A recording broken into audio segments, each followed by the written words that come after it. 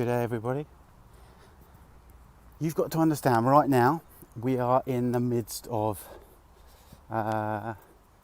something which is disrupting your sleep and making you less efficient, less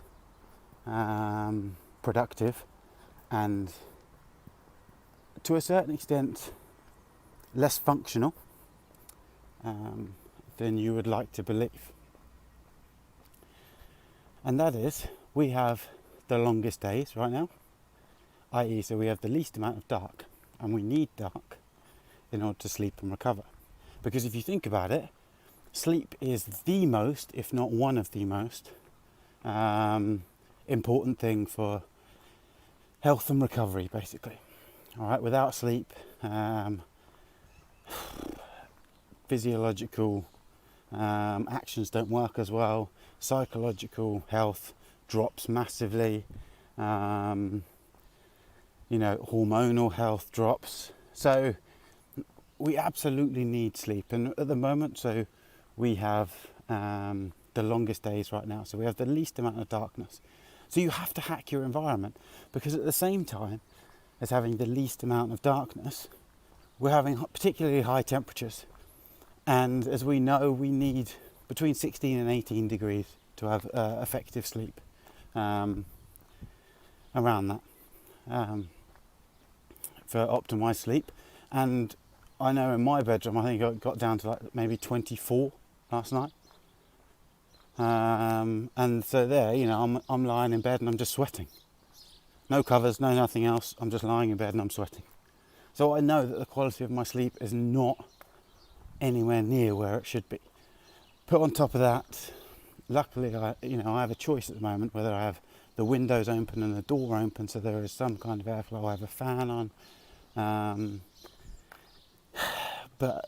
so it's a toss-up. Do I want blackout room, or do I want not a blackout room with the door open and the windows open, but slightly cooler?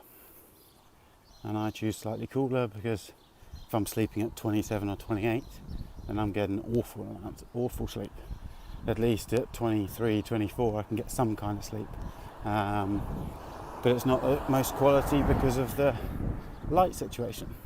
So we have the heat, we have the light. And if you combine those two together, and then you get people, so we have an opportunity to make the most of it. But because it's light and because it's been sunny, people then put their sunglasses on when they wake up. And I'm like, that's the only thing that is anchoring your circadian rhythm into some kind of semblance of normal and healthy, is if you let your eyes adjust to the morning light, and so your circadian rhythm can anchor in place. And so if you are someone that is putting sunglasses on as soon as you wake up, then you are just compounding the kind of negative aspects of the sleep situation that we find ourselves in now, with the increased daylight and with the temperature. So the one thing you can do is get daylight as soon as you can when you wake up. And number two, get outside and exercise, or get outside and move. Again, to compound that kind of, I'm up, I'm awake, it's daytime, let's be effective, let's be efficient. And then we might kind of mitigate those circumstances. If you're lucky enough to have a cooler bedroom, then brilliant, absolutely brilliant. But I know a couple of my coaching clients, they have a hot bedroom, so their bedroom their sleep is suffering, much like it is mine. But we can get through this. We can get through it. We can either, for example, I always put ice packs, attach them to my fan at night, and that allows me to fall asleep. But of course, they don't last all 8 hours. They'll last maybe a couple of hours. I'll cool it down, and then the temperature will rise again. But I will take that. I will take a couple of hours of coolness. But that's what I'm saying. So if there are certain circumstances which are out of your control, i.e. temperature and light, you need to be able to hack your environment. So this time of year is absolutely essential that you give your body the right signals with regards to light. And so I will wear my blue light blockers. They're 95 to 99, no, 95 to 99, 95. See, my sleep has been suffering, and therefore I've got some cognitive impairment. My 95 to 97% orange lens blue light blockers. I will wear those from around 9 o'clock, 8:30 or 9 o'clock, and that will allow my melatonin levels to rise, and then I will not take them off until my curtains are drawn, and normally my door would be closed, so I would have a dark room, and therefore I would go from a kind of orangey red hue on everything to darkness. And that's so important in order for us, because we can do things. We can get up in the morning and we can go out and we can anchor our circadian rhythm in the morning, and then we can do our best to hack our environment light-wise.